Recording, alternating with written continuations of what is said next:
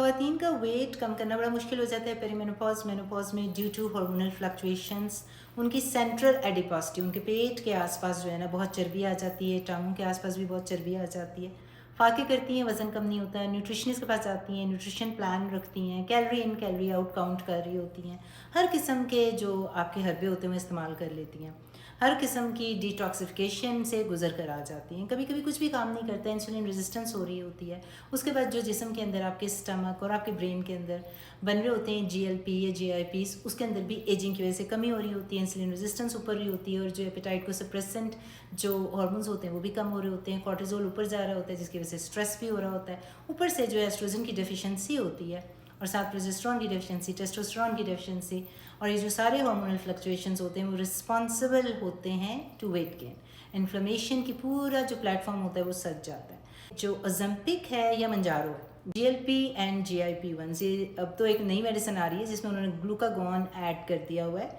ये कोई बुरी चीज़ें नहीं है, under the supervision of doctor, अगर आप इसको सही तरह से इस्तेमाल करें।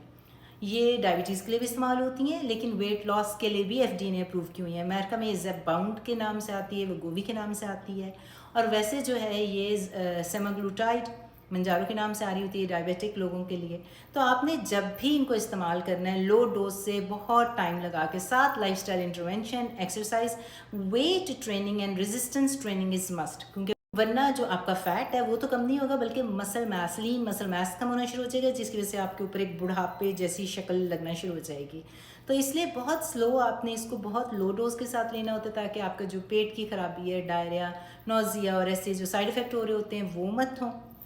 दूसरा, हमेशा डॉक्टर से कंसल्टेशन के बाद लेना है। उसके साथ जो हम आपकी फाउंडेशन को स्टेबल करते हैं बाय गिविंग यू BHRT, जब आपको बायोइडेंटिकल हार्मोन्स देते हैं और उसके साथ हम माइक्रोडोजिंग शुरू करते हैं GLPs की, तो ये कॉम्बिनेशन बहुत ज़बरदस्त होता है और मेनोपॉजल औरतों के लिए बहुत ज़बरदस्त काम करता है। इसके साथ आपने क्रिएटिन मोनोहाइड्रेट और 100 to 150 ग्राम प्रोटीन इनटेक, और उसके साथ हेल्दी न्यूट्रिशन और वेट उठाना, उसको नहीं भूलना।